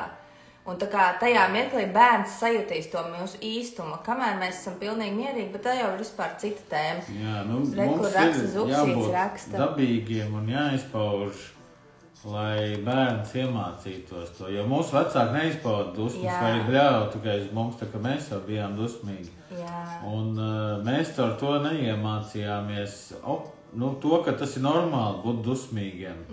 Normāli būt aizkaitinātiem. Ka tas viss ir normāli, kas ar mums notiekās. Mums ir iemācīts, ka normāls ir tikai miers un smaids, viss pārējais ir nenormāls. Ja tu nesmaidi un neesi mierīgs, tad ar tev kaut kas nav rīktīgi. Patiesībā bērns māca mums to, jo bērns ir tāds, kāds viņš ir. Ja viņš ir dusmīgs, viņš vienkārši, viņš pasaka, mammas, tu nezinu, ienīst vai atnāk tev un iesit, jo bērns spēj just tikai vienu emociju tajā konkrētajā mirklī. Ja mēs pieaugušie, kuri ir izkļuvuši no savas bērnības, mums ir miksētas emocijas, tad bērns spēj just tikai vienu. Mamma, es tevi mīlu, mamma, es tevi ienīstu, mammu, tu esi forša, kā pieņemsim, ja elementāri piemēri. Viņš nevar pateikt, mamma, es tevi mīlu, bet es tajā mirklī esmu dusmīgs. Un tas ir tas balts un melns, un patiesībā, ja mēs savā dzīvē šobrīd ir tā, ka mēs redzam tikai balts un melns, mums ir, piemēram, cilvēks patīk, viņš pasaka vienu vārdu, un mums viņš vairs nepatīk. Tas nozīmē, ka mēs esam iestrēguši tajā bērnības vienā emocijā, ka mēs nespējam samiksēt kopā savas emocijas. Jo patiesībā mums kā pieaugušajiem tas ir pilnīgi dabiski. Bet Reku Zuksīts raksta, saka, ka bērni slimo daļu vecāku neinteresinātajām emocijām. Vai tā ir, ja dārziņā lielākā daļa bērnu slimo vienlaicīgi un regulāri? Ļoti labs jautājums. Ko tu teiksi? Bišķi jāiedzinās. Arī mēs slimojam dēļ, kā tur bija? Neatrisinātām emocijām. Apspiestām. Tās ir apspiestas emocijas. Piemēram, tās pašas dusmas, kad mani vecāki man nepieņem, kad es dusmojos, vai mani vecāki man nepieņem, ka es priecājos. Un ja mēs to apspiežam, tad kaut kādā brīdī tā informācija sāk izpausties. Mēs dzīvojam diezgan slimā sabiedrībā. Tādā traumētā, jā. Un katra situācija jau īstenībā ir unikāla un atsevišķās tās tagad tā uzreiz grūti ielikt tajā tēmā. Jā, bet es piekrītu tam, ka savā ziņā bērni slimo dēļ vecāku apspiestajām emocijām. Jo, katrs vecāks jau var sev uzdot šo jautājumu, kas notiek manī, kad es šo bērnu palaižu uz bērndārzu. Viens labi, īstenībā nav pat svarīgi tie iemesli. Vienam, protams, man ir jāstrādā. Tie iemesli jau ir visādi, bet kas notiek manī kā mammā? Kādas? Es tikai iedomājos, jo kaut gan es Oliveru arī pāris reizes, viņš ir gājis, un es atceros tās pirmās reizes, kad es viņu aizvedu, un man bija tāda sajūta, kad es viņu nododu. Nododu tādā ziņā, kad ne jau, ka nododu kādam, bet es viņu pieviļu ar to savu klātbūtni, kad es visu laiku esmu bijis, un es iedomājos, es Oliveru aizvedu 4,5 gados pirmo reizi. Un es redzēju, ka viņš saņēmās. Protams, tā pieredze viņam ir bijusi vajadzīga, par to nav runa, bet kas radās manī kā mammā? Un kas notika viņā tajā mirklī, jo viņš jau patiesībā jūta šo manu vilšanos, un visticamāk arī viņam patiesībā bija milzīga vilšanās. Un es domāju, ka bērni slimo tieši tāpēc, ka patiesībā vecākiem, viņi izpauž caur savu slimību šīs vecāku apspiestās emocijas, kaut kādas, es nezinu, jo, protams, ka mēs visi esam connected, un tas viennozīmīgi tā notiek. Savu pieredzi un savus novērojumus. Man, kad aizved uz bērndārzu bērnībām, man vēl šobrīd, es vēl neesmu līdz galam tur integrējis, viss man ir milzīgs aizvainojums un tā, jo es nesapratu, ka par kādiem nopelniem man aizved uz cietumu, kurā man nav brīvās gribas, kur es nevaru darīt to, ko es gribu, kurā man jāklausās ir autoritātē. Es nesapratu, par ko man tāds sods. Jā. Un man ir kopš bērnības milzīgs naids pret izglītības sistēmu, jo es tur jutos kā cietumā tos 11 gadus, un nesapratu, kāpēc man tur ir jābūt, jo ieguvumu es nekādu neredzēju. Un tanī brīdī, kad Aiga aizveda Olivu, vecāko uz bērnu dārzu. Tev aktivizējās viss tas, Manī aktivizējās viss tas, kas manī notiek, bet viņš jau arī ir nokupējis tos patērnus no manis. Jā. Un viņš arī jūtās tā kā cietumā tajā bērnu dārzā.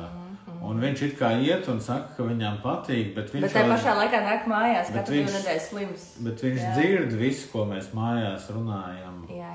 Un viņš saprot, ka viņš būs labs bērns, ja viņš ies uz bērnu dārzu, jo kurš bērns pats par sevi gribētu iet uz bērnu dārzu, ja vecāks nebūtu veicis labu mārketinga programmu un noreklamējis to bērndārstu kā kaut ko super foršu. Tas jau ir vai arī izglītību.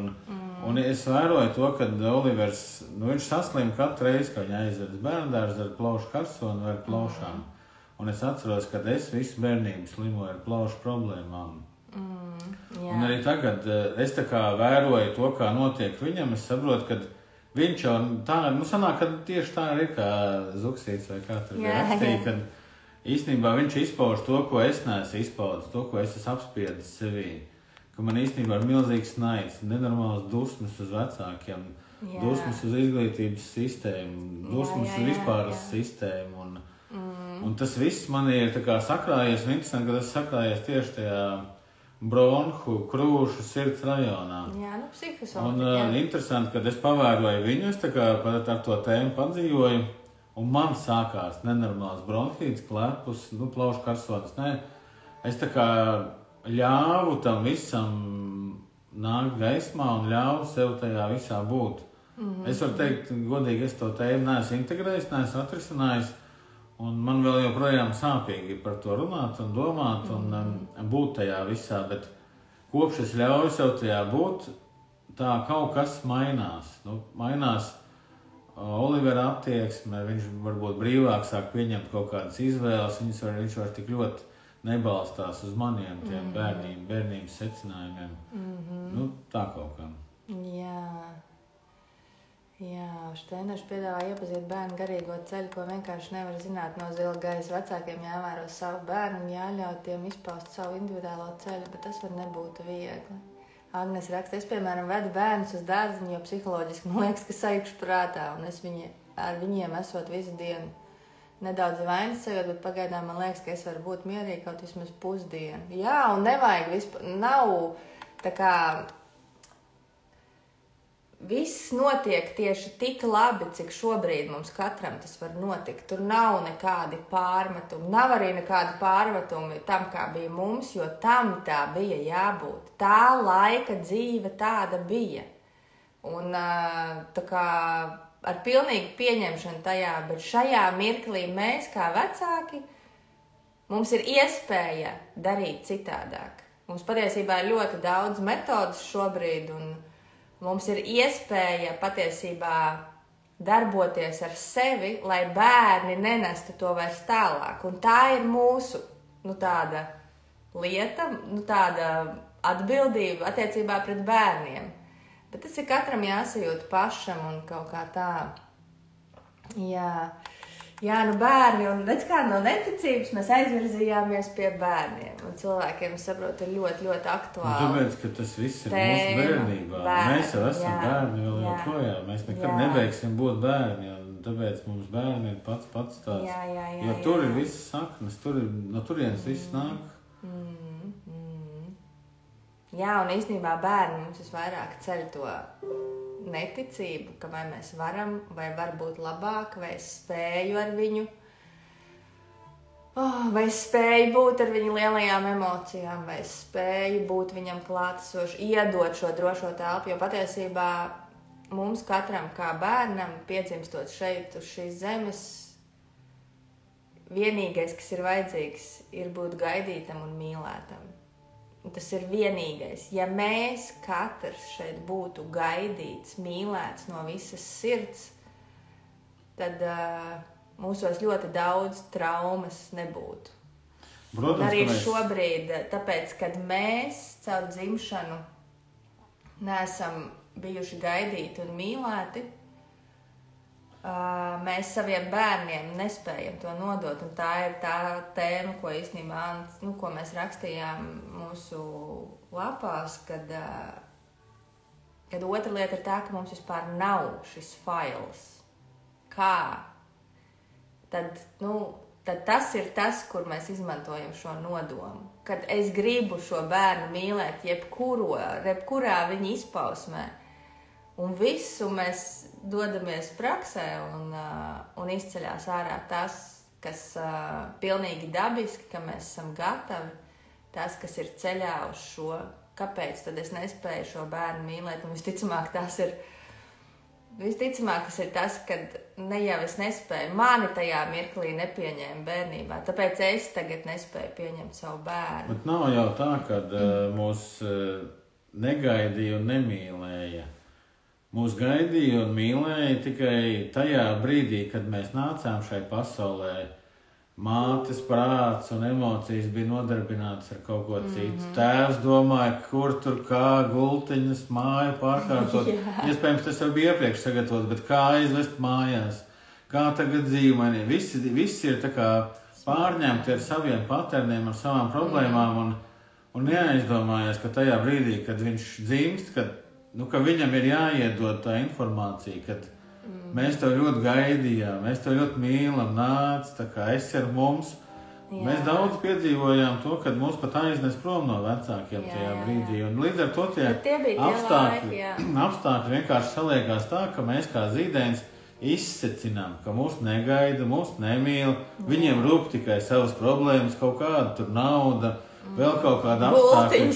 Bet es taču esmu atnācis, es esmu tas galvenais. Jā. Kāpēc viņi domā par gultiņām, pārtiku, autiņiem, vēl kaut ko, ja mani tad vajag sagaidīt. Nav jau tā, ka kāds speciāli vai tiešām mūs te zina tā kā negaidījumi, ka mēs esam neaicināti viesi. Bet tā sajūta radās. Viņi darīja visu labāko, tāpat kā šobrīd mūsu bērni un mēs kā vecāki darām visu labāko. To, ko mēs spējam darīt. Un kad mēs varēsim, mēs darīsim citādāk. Tad, kad tas mirklis pienāks, tas tā notiks. Nu jā, mēs vēl visi esam... Pilnīgi pieņemšana šitajā visā. Un jā, Agnes raksta, tā ir smaga tēma. Šī ir ļoti smaga tēma. Ļoti smagi ir ieraudzīt. Pirmkārt jau īpaši tām mātēm, kurām ir bērni. Viens ir ieraudzīt tas, ka tu ieraugi, kādas bija manas dzemdības. Tur aprunājoties ar māti, vai mēs zinām varbūt kaut kādu informāciju. Bet otrs ir tas, ka mums sākās pārmetums pret sevi kā mātēm, kad es varēju nezināt vai kaut ko tam līdzīgi. Bet tajā mirklī tas bija pats labākais, ko mēs varējām darīt. Un protams, kad es kā dvēsele un arī mans bērns kā dvēsele nāku šīs zemes, protams, ka viņam ir bijušas citas dzīves, un viņam šis patērns ir vajadzīgs tajā mirklī. Tas tā ir. Tur nav nekāda,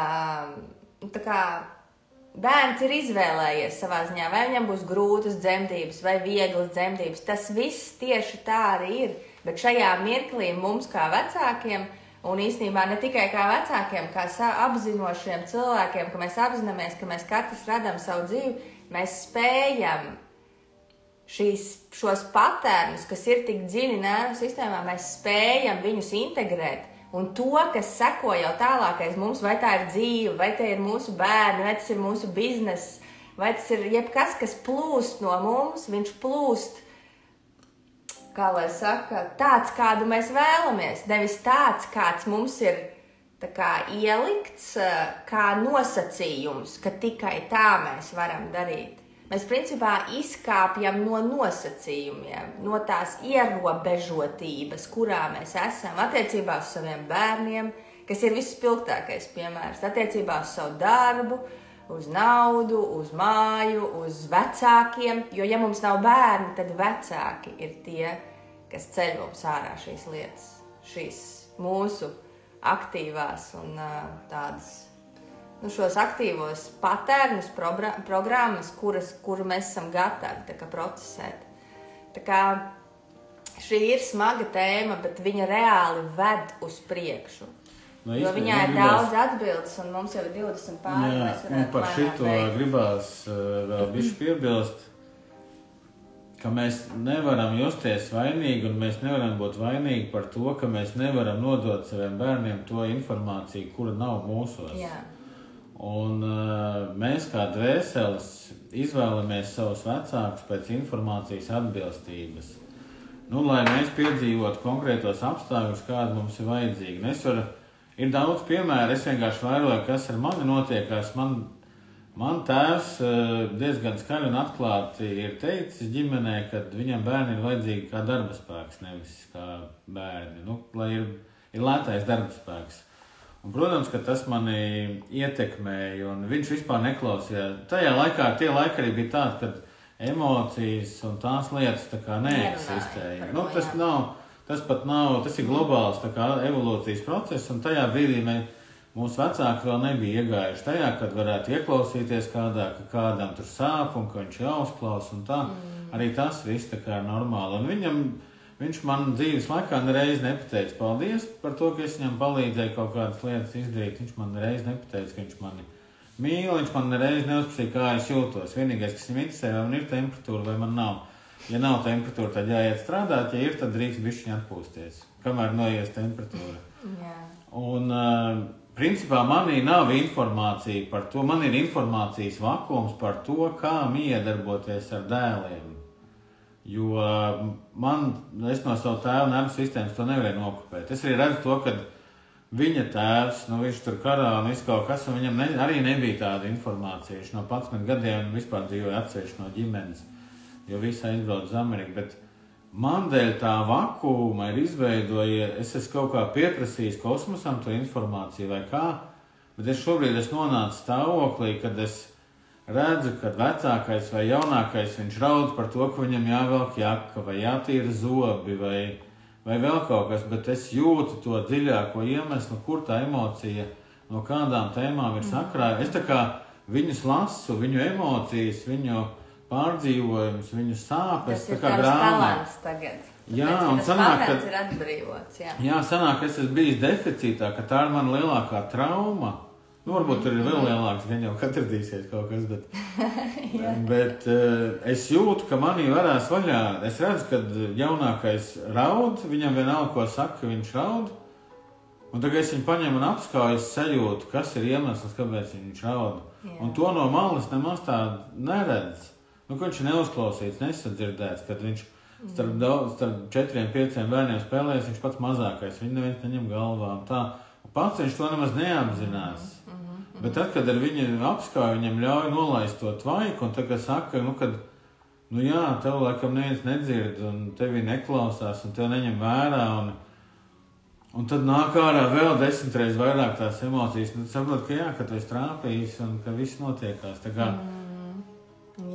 Tā kā visā tajā var ieraudzīt pozitīvo šķautni, pozitīvo aspektu, un īstenībā, kā Aiga šorīt secināja pēc pirmās prakses, ko mēs veicām, kad viss kaut kādā ziņā ir Dieva dāvana, un mēs tik varbūt nezinām, mēs domājam, ka tas ir sots mums, bet īstenībā viss, kas notiek, ir mums bijis vajadzīgs un ir vajadzīgs. Un tas jau, ko viss stāsta, īstenībā viss stāsta, Ines arī raksta, klausos no sirds smaidi, smagi un tomēr interesanti, jo pieņemšana stāv pāri visam, jo sanāk, ka mēs tikai vērojam un piedzīvojam evolūciju caur sevi un bērniem. Jā, Ines, paldies tev, ka tu esi klātesošs šodien. Jā, tā pateicība, tas, ko es šodien praksē sapratu un rīta praksē, kad viens jau ir mēs tā kā, zini, ka tev kāds pasaka, pieņem, tā kā, un tas ir tā, bet kad tu sāc to saprast, ka patiesībā jau mēs katrs to savu dzīvi radām paši. Un mēs to it kā zinām, ar prātu mēs to zinām, bet vienā mirklī arī ieraudzīt to, ka arī tās lietas, kas mums liekas, ka tas ir varbūt sots mums, vai ka tas ir netaisnīgi, vai nenotiek tā, kā gribās, patiesībā mēs viņu priekš sevis radām, lai mēs viņu beidzot ieraudzītu, izprocesētu, ienirtu viņā, nevis tāpēc, lai mēs no viņas bēgtu, vai stumtu projām, vai nepieņemtu, vai būtu dusmīgi, bet tā kā ar pateicību par katru labo un tai pašā laikā, prātam gribās nodēvēt slikto mirkli dzīvē, bet patiesībā jau nav nemaz tā, ka tas sliktais ir slikts. Bet tā kā arī tas, kā mūsu bērni dzimta, kā mēs dzimām, kā mūsu vecāki, patiesībā Ansim bija ļoti labs piemērs, ka caur to, kad viņu viņā pilnīgi neklausījās un pat nekad nepateica nevienu labu vārdu. Šobrīd es skatos uz Annas un es skatos, kā viņā tā informācija mainās kā tēvā. Tā kā, ja agrāk arī viņš bija diezgan noslēgts, bet šobrīd ir tā, ka es redzu, ka viņš to bērnu nojūt, bet tas ir viņa talants, jo viņš nekad nav sajusts. Un tā ir mums katram. Katrā mūsu dziļākajā traumā un sāpē patiesībā ir tā mūsu attīstība, tas mūsu dziļākais feelings uz dzīvi, kā mēs tā unikalitāte, ko mēs vispār caur sevi varam izlaist cauri. To var izteikt, redzēt, ka cilvēks integrē. Es varbūt esmu stāstījis, kad vispār šīs prakses pamatlicēja Alaha Nalda, viņa šo tehniku ir paņēmusi, kas ir no Rebirth Work Mastery, un daudz viņa dēvē kā atzimšanas elpu, bet es skatos, katram tā atzimšanas elpa ir savādāk, un viņa šo atzimšanas elpu ir, modificējusi, pārveidojusi, vai tā varētu teikt. Un viņa tur ir pielikusi klāt ļoti daudz detaļas un sapratusi saistībā ar dabisku elpošanu, kā kas notiek un tā tālāk. Un tas ir vesels garš stāsts, bet viņa šajā dzīvē, kad viņa dzima viņai mātei bija iedots kaut kāda narkotika, es nezinu, vai kaut kāds apreibinošs viela, kaut kāds izmēģinājuma preparāts tajā laikā. Viņai jau gadi ir 80 šobrīd pašai šai sievietei, kur piedzimt. Un viņa piedzima neelpojot. Un caur to, kad viņa nonāca pie visa šī un integrēja to, kas... viņa izgāja cauri savām dzemdībām, caur to, ka viņa piedzima neelpojot. Viņa šobrīd nodod ļoti daudziem cilvēkiem Austrālijā tieši to, kā ir apzināti elpot. Un tas ir viņas talants, jo viņa zina, kā ir neelpot. Un tas ir Anšas stāsts. Mums katram ir tāds stāsts, ka īstenībā tā trauma kombinācija, kas mums ir, mēs esam informatīvi izpētījuši, izzinājuši, izdzīvojuši, sajutuši uz savas ādas, cik tas ir sāpīgi un nepatīkami, un mēs meklējam risinājumus, kā izdarīt tā, lai citiem varbūt tā nebūtu. Vai kaut kā dabiski tur tas process notiekās, un mēs caur to ienesam šajā pasaulē informāciju, kas padara šo pasauli labāku īstenībā. Jā, un tās mūsu sāpes, tas, kas mums ir vissāpīgākais bijis bērnībā, protams, viņš mums kā patēns lien kaut kur ārā, bet lien kaut kur ārā tāpēc, lai mēs viņu beidzot paņemtu sevī, lai mēs viņu apskautu. Un nevis tā ar varu, nāc! Es nezinu, vai es gribu to izdarīt, un es nezinu, mēs nevaram to izdarīt ar spēku. Mēs varam to izdarīt dabiski, dabiskā procesā. Tāpat kā dabiskās dzemdībās. Viss notiek pats. Es varu piebilst bišķiņi, tā kā man bērnībā par katru nepareizu vārdu es dabūju tādu pliķi vai sitienu pa saulīti vai vēl kaut kā. Man ir milzīga nedrošības sajūta. Es nespēju kontaktēties ar cilvēkiem, sevišķi svešiem cilvēkiem, un ir milzīga nedrošības sajūta. Es par šo tēmu esmu gājis jau diezgan reizes. Un vienā brīdī es sajūtu, ka es tālāk neesmu gatavs iet. Tas ir normāli. Jo tā informācija, kas ceļās ārā, es viņu neesmu gatavs pieņemt. Es viņu neesmu gatavs ielaist sevī. Un es atļauju sev iedot pauzīt. Būt tajā, ka tu neesi šobrīd gatavs. Būt tajā, kad es neesmu gatavs integrēt to. Un es redzu, ka tas tā dabiski notiekās. Es jau varētu sev piespiest. Bet nav tā sajūta, ka varbūt pat tikt līdz galam, bet nav tā sajūta, ka tas tā pilnvērtīgi notiktos. Nē, šajā praksē ir arī tā, ka sevi piespiest un mākslīgi gribēt, tas neiedod intensitāti šai praksē. Tas tā kā tu nespēji integrēt, tev nenāk tās lietas, jo tu neesi gatavs. Un te ir tas, ka mums ir jābūt gataviem, un šī gatavība ir saistīta ar to, cik mēs jūtamies droši, cik mēs ilgi esam bijuši sāpēs kaut kādā tēmā, cik mēs esam gatavi. Tas viss ir ļoti pakārtots viens otram, un tomēr tas, ko mēs piedzīvojam katrs praksē, tas ir mūsu pašu ģenerēts process. cik es no malas vai mēs ar Antiskām vadītāju no malas nekādu neietekmējam šo procesu. Pilnīgi nekādu, tas nav iespējams. Katram šis process notiek pilnīgi individuāli, un katrs iziet cauri tikai tam un integrē tikai to, kam viņš ir gatavs. Un tāpēc, es tā kā saprotu, ka dabiskas dzemdības un dabiska elpa ir īstenībā atslēga ļoti daudziem procesiem dzīvē. Santa raksta, liek padomāt, kāds būtu mums katram stāsts. Man, piemēram, kā tas ir, kad sēžu blakus savai mammai, kurai lēnām atdziest ķermenis. Tā gan nav mana bērnība, bet trauma vēl ir. Jā, protams. Īstenībā es tikko es to pēdējo varbūt tikko Aiga runāja par to, kad ir jābūt pietiekoši sāpīgi, pietiekoši gribai un pietiekoši gatavam. Un īstenībā tā ir loģiska attīstības scenārijs, jo es reiz kaut kā iemetu bildi savu galvā un iztēlojos, ir cilvēks dzīvo finansiāli sliktos apstākļos, bet viņam tā tēma nesāp. Viņš ir pieņēmis, ka tur ir slikti. Ir slikti. Un tā būs. Nevis pieņēmis, bet viņš ir samierinājies to, ka labāk nebūs dzīve, ir tāda, kāda ir, tur viss tāpat ir slikti un grūti, viņš dzīvo. Protams, ka viņam šī tēma nevar mainīties nekādīgi. Ir jābūt tā, kad sāp līdz kaulam tas, kad es nevaru atļauties, bērnam nopirkt ziemas zābaks vai ziemas jaku, vai man ir jābūt tādai sāpei, kad es viņu vairs izturēt nevaru. Tikai tad manī pamostās milzīga griba darīt kaut ko lietas labā.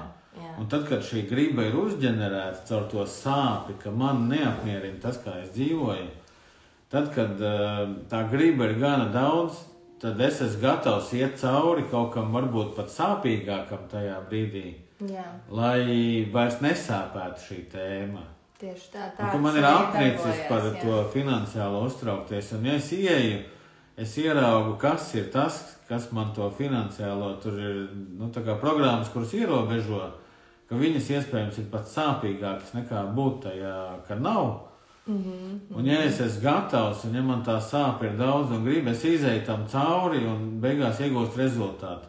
Bet ja man šī tēma nesāp, tas tādā ziņā, man tāks pa vīriešiem daudz komiķi smējās, ka vīrieši pie ārsta vispār neiet, ka viņi jūtās tā kā dzelzceļnieki, vai viņam tur kāja vai rokas sāp, un izņemot, tad ir 37 temperatūra, tad viņš mirst no es, bet visās citās dzīves situācijās viņam nekas tur tā kā.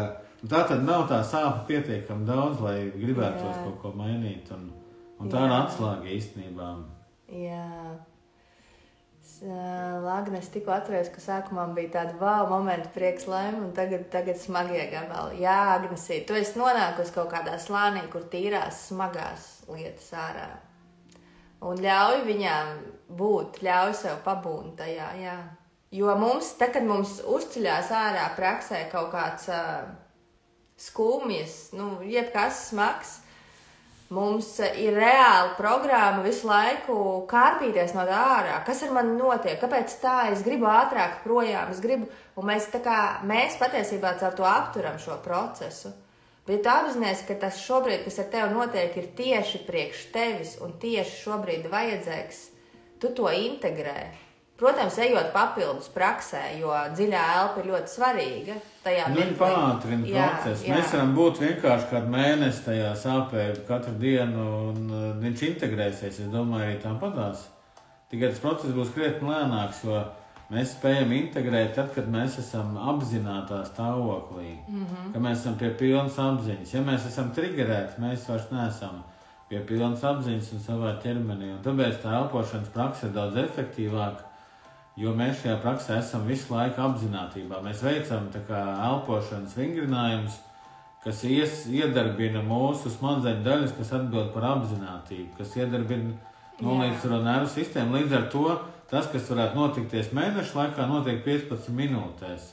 Jo mēs noturam to, mēs iedodam tos apstākļus savam ķermenim, kurā viņš var tā kā profesionālis pieķerties un izdarīt to darbu. Kā, es nezinu, tur galdnieks meistars, ja tu viņam iedod darbnīcu, iedod materiālus, viņš tad tabureti ātri uztaisīs. Ja viņam mežā būs tabureti bez instrumentiem jāuztais, lietainā laikā tur vēl kaut kādā, viņam tas ies lēnām. Tā arī mums pa dzīvi, ja mēs vienkārši tajā esam, bet neiedodam tos vajadzīgos apstākļus, mums regulāri kāds sit ārā no tā procesa, ir jādomā par citām lietām, tā tēma tā kā izslīd, bet esot apzinātībā, mēs viņam tā kā, es nezinu kā to procesu. Mēs reāli apstrādājam to informāciju un atlaižam. Jā, Agnes prasa, bet ar kādu nodomu, lai integrējas viss, kas ir pacēlies? Jā, tu vari iet arī ar šādu nodomu. Šobrīd ir izcēlts kaut kas, lai integrējās tas un lai tu jūties atkal enerģijas pilni, priecīgi, sajūti. Resursā, jā. Tas ir viens no nodomiem, ar ko mēs varam iet, ja mēs jūtam, ka no iepriekšējām praksītēm ir uzcēlies kaut kas, kas šobrīd ir grūts, smags. Un ar šitien, kad mēs nokļūstam kādos dziļākos slāņos, tad ir iespējams tā, ka mums liekas, ka mēs iestrēgstam tajā emocijā. Mēs tieši pēdējā, man liekas, nedēļā ar Anci par šo runājām, jo viņš arī bija iestrēdzis bišķiņu. Un tad, ja tas tā notiek, tad ļaujam sev pabūt šajā iestrēgums. Atgriezāmies mēs beidzot pie sākuma, pie iestrēguma un neticības. Jo visticamāk tas, ka mēs kaut kur iesprūkstam, ir tieši saistīts ar dzemdībām, un mēs šobrīd integrējam šo savu dzemdību stāstu. Un tur ir viens tāds trikī moments tajā visā, ka tad, kad integrējās tas gāja par tēmu finansiāla stabilitāte un attīstība, un es nonāku mirklī, īstenībā vairākas dienas es pavadīju tādā stāvoklī, kad nekas nenotiek, nekas labāk nebūs, es nekam neticu. Viss ir, un tas ir tas, kas man liekas, ka es domāju to par šo, ko es daru. Man liekas, praksa nestrādā. Tas, ko es daru, es tur jau eju 11. reizi ar vienu nodomu, nekas nemainās. Es to domāju, tā kā mans prāts, man apziņa domā, ka tas ir tas, ko es domāju par šo procesu, kas šobrīd notiekās. Bet īstenībā tās ir tās emocijas, domas, sajūtas un atmiņas, kas ceļās ārā, kāpēc man nav šī finansiālā stabilitāte. Un tas īstenībā ir tāds trikī moments, jo ja praktizē viens un nav ar ko aprunāties, tad tajā var iestrēgt. Ir ļoti iespējams, ka arī tajā iestrēg, un viņš tāpat jau izprocesēsies ar laiku, bet daudz produktīvāk. Un es katru dienu tajā iestrēgumā esot runāju ar Aigu. Un tā saruna viņa tā kā ved uz priekšu. Es vismaz nonāku pie tā, ka es apzinos, ka es pieņemu to, ka tas nav šis mirklis, kad tās ir emocijas. Ka tas ir materiāls, kas ir izcēlies. Jā, Agnes, tas ir materiāls, kas ir izcēlies. Tas nav šis brīdis. Tas ir atslēdziņa, kas saklikšķina arī daudz. Jā, to apziņā grūti ir pašam tā kā notvert un izmainīt. Jā. Tāpēc ir labi. Tas ir tas, ko īstenībā saka arī tā, kas praktizē šo praksi ļoti ilgi, kad viņas praktizē individuāli, bet ar laiku tāpat sāk iet pie kāda, kas mentor, es nezinu, vai mentori viņu var saukt vai kā, kurš vada, lai ir ar ko aprunāties, jo tomēr ir kaut kāda mirkli, ka mēs esot programmā, neredzam to, ka mēs esam programmā. Jā, tas ir niansīgs. Viss, ko es gribēju pateikt. Tā, mīļie, mēs šodien esam 1:40 norunājuši vienkārši wow, bet man liekas, saruna ir bijusi riktīgi forša. Man liekas, ka mums ir laiks beigt, bet mēs jau ar Anci varētu runāt, tīpaši Ancis. Viņš varētu visu dienu sēdēt un runāt. Jā. Jūsu lauks ir tik atbalstoši un pieņemoši, ka rodas dabiska vēlme integrēšanai un nākamā soļa radīšanai. Jā, Ines, riktīgs prieks. Jā, un īstenībā tā ir tā atbalstošā un drošā vide, ka mēs ļaujam sev būt, ļaujam jums būt, jūs ļaujiet mums būt. Tas ir īstenībā tas, es parasti saku tajās grupiņās, tas magics, kas notiek, kad ir kurs, kad reāli mēs tā kā viena ģimene un ir tik nenormāls siltas tās sajūtas un tā kaut kā, to ir tik grūti nodot, bet Ines, to es uzjutus. Tas ir tik interesanti, jo es vispār, tāds kāds es esmu uzprogrammēts no bērnības. Uzprogrammēts, jā. Es nedodu nevienam telpu un man visi besīja un tā, bet sākot šo praksi, ar katru praksi integrējās kaut kāda informācija, atbrīvojās vieta un tas nāk dabiski ārā. Es neko necenšos darīt mākslīgi Un ir citreiz, ka es nespēju iedot telpu un radīt to foršo sajūtu, jo es esmu uztrigerēts. Bet citreiz tas notiek kaut kā dabīgi un ļoti viegli. Un nav tā, ka mēs esam gājuši kādā skolā mācīties, kā tur dot to. Jā, tas katram no mums, kurš to dara un iet šo ceļu, viņš atverās dabiski. Un, tā kā prakses blakus efekts. Patiesībā mēs sākam dot telpu aizvien vairāk paši sev, jebkurai savai izpausmei, savai būtībai, tam, kas mēs esam, un mēs sākam dot šo telpu arī aizvien vairāk citiem. Lai vai kādi viņi būtu, lai vai ko viņi mums un kā. Un tas viss attiecās gan pret bērniem, gan pret pieaugušiem, gan pret patiesībā jebko. Tās ir prakses blaknes vai side effects, vai kā interesanti. Agnes raksta, es jūtos tāda kā atnāc pie mammas un pastāstīja, kā jūtos un man sadzird. Paldies par atbalstu. Paldies, mīļie. Jūs esat riktīgi forši. Jā, nu tā kā, paldies, ka jūs mūs sadzirdējat. Jā, riktīgi forši. Tas arī mums kaut kā izrunāties, bišķiņ izlaist to. Vai ne, mēs viens otram, jā. Nu tā kā no 22. līdz 26. ir ievadkursiņš, jūs varat nākt droši, viņš ir par pilnīgi brīvprātīgu enerģijas apmaiņu, gribās var kaut ko pēc to jūs sajutīsiet, pilnīgi. Kā jums tās feelings ir, vai gribās enerģijas apmaiņu par to, ko jūs saņēmuši, vai kā jums liekas, ka jūs neko neesat ieguvuši? Jā, un pilnībā varat brīvi un varat iet uz mājaslapu, varat pieteikties. Tie, kas jau ir pieteikušies, es zinu, ka ļoti daudz ir pieteikušies, tad mēs gan sarakstiņu uztaisīsim. Kāds sarakstiņu? Kurš? Lai mēs zinātu nākotnē. Jā, tie, kas pazīst Annas, viņš vienmēr iejauko kaut ko. Nu tā kā, jā, tiekamies no 22. līdz 26. Gan jau līdz tam mums būs vēl kāda dzīvā saruna, mēs visticamāk kaut ko plānojam. Un pateicībā jums katram par šodienu, un lai jums skaista diena. Un esam tajā, ka neticam sev, esam tajā, ka nemākam, nevaram. Jebkurā savā sajūtā. Atļaujam sev viņā pabūt. Nu tā, lai visiem skaisti un paldies. Un rakstiet jautājumus. Ja jums ir jautājumi par jebko, rakstiet viņam. Santa ik pa mirklim ieliek te grupiņā jautājumu lodziņu. Rakstiet, lai mums ir. Es nezinu, varbūt šo laivu noklausoties, rakstiet tos jautājumus, un lai mums ir uz ko atbildēt. Nu, tā kā tas arī vedīs uz priekšu. Jā. Jo katrs jautājums, katra lieta, ko jūs pasakat skaļi vai uzrakstat, ienāk jūsu apzinātībā, un tas jau ir milzīgs solis uz priekšu. Patiesībā atbildi pati atnāks, nevis caur mums, bet pie jums pašiem. Un mēs priecājamies par katru jautājumu. Mēs izstāstīsim savu aktivitāti un visu, jā. Nu tā, super, lai skaista diena. Atā!